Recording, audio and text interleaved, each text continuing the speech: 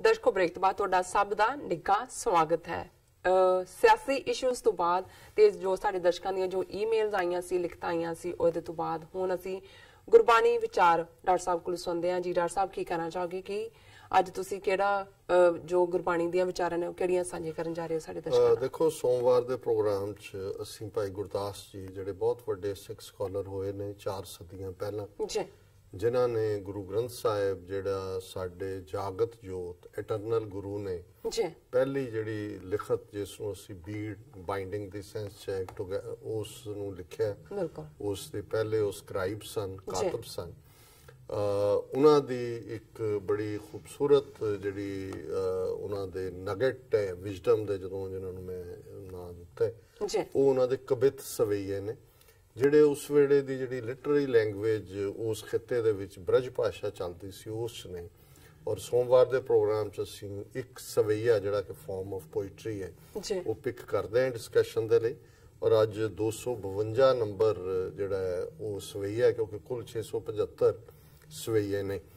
ਔਰ ਹਾਲਾਂ ਕਾਫੀ ਦੇਰ ਤੋਂ ਅਸੀਂ ਕੰਟੀਨਿਊਸਲੀ ਮੰਡੇ ਕਰ ਰਹੇ ਹਾਂ। ਮੈਂ ਸੋਚ ਰਿਹਾ ਸੀ ਕਿ ਸਾਡੇ ਲਹਿੰਦੇ ਪੰਜਾਬ ਤੋਂ ਬਹੁਤ ਸਾਰੇ ਵੀਰ ਭੈਣਾਂ ਸਾਡੇ ਨਾਲ ਜੁੜੇ ਨੇ, ਔਰ ਅਸੀਂ ਇੱਕ ਅੱਧਾ ਦਿਨ ਹੁਣ ਜਿਹੜਾ ਹੈ ਉਹ ਸੁਲਤਾਨ ਬਾਹੂ ਜਾਂ ਬੁੱਲੇ ਸ਼ਾਹ ਜਾਂ ਸ਼ਾਹ ਹੁਸੈਨ, ਇਹਨਾਂ ਦੇ ਜਿਹੜੇ ਲਹਿੰਦੇ ਪੰਜਾਬ ਦੀ ਪੋਇਟਰੀ ਹੈ ਖਾਸ ਤੌਰ ਤੇ ਰੂਹਾਨੀ ਮੈਸੇਜ ਵਾਲੀ, ਉਸ ਨੂੰ ਵੀ ਵਿਚਾਰਤ ਨਹੀਂ ਲਿਆਵਾਂਗੇ। ਸੋ ਇਹ ਜਿਹੜਾ ਕਵਿਤ ਹੈ ਇਸ ਦੇ ਵਿੱਚ ਜਿਹੜਾ ਗੁਰਬਾਣੀ ਦਾ ਮੇਨ ਥੀਮ ਹੈ, ਕਿਉਂਕਿ ਭਾਈ ਗੁਰਦਾਸ ਜੀ ਦੀ ਲਿਖਤ ਦੀ ਬਿਊਟੀ ਇਹ ਹੈ ਕਿ ਇਹ ਬੇਸ਼ੱਕ ਇਹਨਾਂ ਦਾ ਕੋਈ ਕਲਾਮ ਗੁਰੂ ਗ੍ਰੰਥ ਸਾਹਿਬ 'ਚ ਨਹੀਂ ਹੈ, ਲੇਕਿਨ ਇਹ ਗੁਰੂ ਗ੍ਰੰਥ ਸਾਹਿਬ ਵਿਚਲੀ ਬਾਣੀ ਜਾਂ ਕਲਾਮ ਨੂੰ ਸਮਝਣ ਦੇ ਵਿੱਚ ਮਦਦ ਕਰਦਾ ਹੈ, ਕਿਉਂਕਿ ਜਿਹੜੇ ਕਨਸੈਪਟ ਗੁਰਬਾਣੀ ਦੇ ਵਿੱਚ ਨੇ ਉਹਨਾਂ ਨੇ ਡਿਫਰੈਂਟ ਫਿਲਸਫੀਕਲ ਅੰਦਾਜ਼ ਦੇ ਵਿੱਚ ਵੀ ਔਰ ਸਿੰਪਲਿਸਟਿਕ ਵੇ ਦੇ ਨਾਲ ਵੀ ਸਮਝਾਇਆ। ਸੋ ਕੋਈ ਵੀ ਭਾਈ ਗੁਰਦਾਸ ਜੀ ਦੀ ਲਿਖਤ ਐਸੀ ਨਹੀਂ ਹੈ ਜਿਹੜੀ ਕਿ ਗੁਰਬਾਣੀ ਦੇ ਥੀਮ ਦੇ ਨਾਲ ਮੇਲ ਨਾ ਖਾਂਦੀ ਹੋਵੇ। ਇਸ ਲਈ ਸਾਡੀ ਈਵਨ ਟ੍ਰੈਡੀਸ਼ਨ ਇਹ ਵੀ ਹੈ ਕਹਿਣ ਦੀ ਕਿ ਗੁਰੂ ਅਰਜਨ ਸਾਹਿਬ ਨੇ ਇਹ ਭਾਈ ਗੁਰਦਾਸ ਨੂੰ ਇਹ ਕਿਹਾ ਸੀ, ਫਰਮਾਇਆ ਸੀ ਕਿ ਵੀ ਜਿਹੜੀ ਤੁਹਾਡੀਆਂ ਰਚਨਾਵਾਂ ਨੇ ਇਹ ਕੁੰਜੀ ਹੈ, ਚਾਬੀ ਹੈ। ਜਿਵੇਂ ਚਾਬੀ ਦੇ ਨਾਲ ਜੰਦਾ ਖੁੱਲਦਾ ਹੈ, ਵੀ ਗੁਰਬਾਣੀ ਆਪਣੇ ਆਪ ਦੇ ਵਿੱਚ ਮੁਕੰਮਲ ਹੈ, ਪਰ ਉਹਨੂੰ ਹੋਰ ਵੀ ਸੁਖੈਨ ਢੰਗ ਨਾਲ ਸਮਝਣ ਦੇ ਲਈ ਇਹ ਚਾਬੀ ਜਿਹੜੀ ਹੈ ਕਾਰਾਮਦ ਹੋਏਗੀ। ਔਰ ਜਿਵੇਂ ਗੁਰਬਾਣੀ ਦੇ ਵਿੱਚ ਅਸੀਂ ਦੇਖਦੇ ਕਿ ਖਾਲਕ ਖਲਕ ਮੈਂ ਖਾਲਕ ਪੂਰੇ ਹੋ ਸਭ ਥਾਈਂ, ਕਿ ਰੱਬ ਆਪਣੀ ਕ੍ਰੀਏਸ਼ਨ ਦੇ ਵਿੱਚ ਵਸਦਾ ਹੈ। ਇਸ ਦੁਨੀਆ ਦੇ ਵਿੱਚ ਜੋ ਵੀ ਹੈ ਇਹ ਰੱਬ ਦਾ ਬਣਾਇਆ ਤੇ ਇਹਨਾਂ ਦੇ ਵਿੱਚ ਰੱਬ ਬੈਠਾ ਹੈ। ਇਸਲਾਮ ਦਾ ਵੀ ਕਨਸੈਪਟ ਇਹ ਹੈ, ਜਦੋਂ ਕਿ ਹਿੰਦੂ ਥਾਟ ਦਾ ਜਿਹੜਾ ਡਿਊਲਿਜ਼ਮ ਹੈ ਜਿਸ ਦੇ ਵਿੱਚ ਮਾਇਆ ਡਿਫਰੈਂਟ ਹੈ ਔਰ ਰੱਬ ਡਿਫਰੈਂਟ ਹੈ, ਇੱਥੇ ਖਾਲਕ ਖਲਕ ਮੈਂ ਖਾਲਕ ਪੂਰੇ ਹੋ ਸਭ ਥਾਈਂ। ਔਰ ਇਹ ਕਵਿਤ ਇਸੇ ਥਾਟ ਨੂੰ ਅੱਗੇ ਤੋਰਦਾ ਹੈ।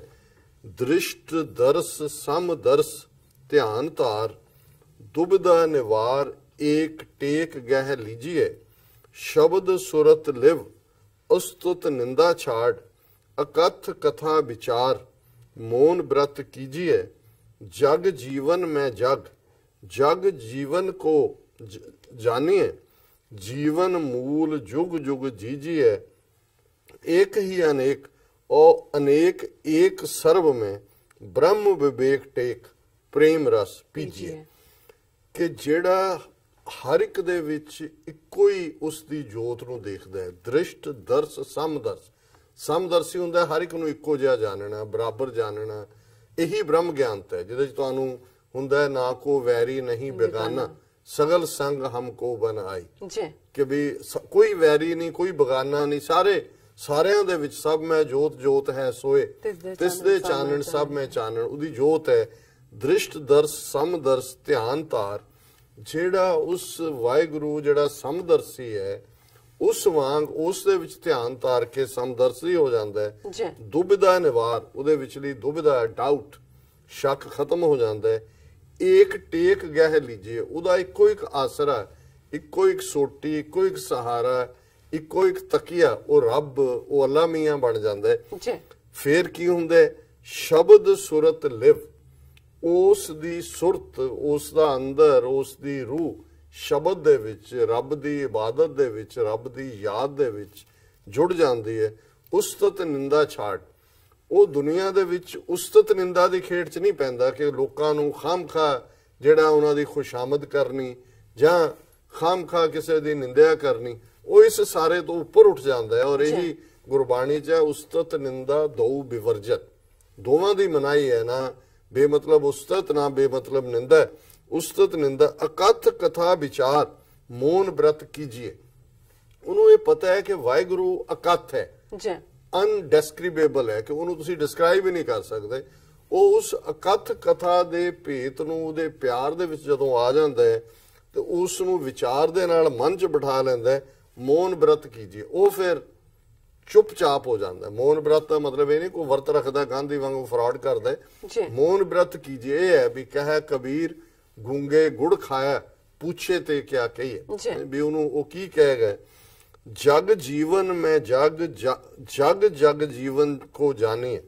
ਉਹਨਾਂ ਦੇ ਵਿੱਚ ਜਿਹੜਾ ਉਹ ਸਾਰੀ ਦੁਨੀਆ ਦੇ ਵਿੱਚ ਰੱਬ ਨੂੰ ਦੇਖਦਾ ਤੇ ਰੱਬ ਦੇ ਵਿੱਚ ਦੁਨੀਆ ਨੂੰ ਦੇ। ਜਗ ਜੀਵਨ ਮੈਂ ਜਗ ਜਗ ਜੀਵਨ ਮੈਂ ਜਾਣੀਏ, ਜੀਵਨ ਮੂਲ ਜੁਗ ਜੁਗ ਜੀ। ਜਦੋਂ ਉਹਨੂੰ ਇਹ ਸਮਝ ਆ ਜਾਂਦਾ ਹੈ ਫਿਰ ਉਹਦੀ ਕਦੇ ਮੌਤ ਨਹੀਂ ਹੁੰਦੀ। ਫਿਜ਼ੀਕਲ ਮੌਤ ਤਾਂ ਹੁੰਦੀ ਹੈ, ਜੁਗ ਜੁਗ ਹੈ ਕਿ ਫਿਰ ਉਹ ਵੀ ਇਟਰਨਲ ਹੋ ਜਾਂਦਾ ਹੈ ਰੱਬ ਵਾਂਗ। ਏਕ ਹੀ ਅਨੇਕ, ਉਹ ਅਨੇਕ ਏਕ ਸਰਮ ਹੈ। ਉਹਨੂੰ ਸਮਝ ਆ ਜਾਂਦਾ ਹੈ ਕਿ ਰੱਬ ਦੀ ਜੋਤ ਸਾਰਿਆਂ ਦੇ ਵਿੱਚ ਹੈ ਔਰ ਉਹ ਸਾਰੇ ਹੀ ਅਲਟੀਮੇਟਲੀ ਰੱਬ ਦੀ ਜੋਤ ਨਾਲ ਜੁੜੇ ਹੋਏ ਨੇ। ਏਕ ਹੀ ਅਨੇਕ, ਉਹ ਅਨੇਕ ਏਕ ਸਰਮ ਹੈ। ਬ੍ਰਹਮ ਵਿਵੇਕ ਟੇਕ ਪ੍ਰੇਮ ਰਸ ਪੀਜੀਏ।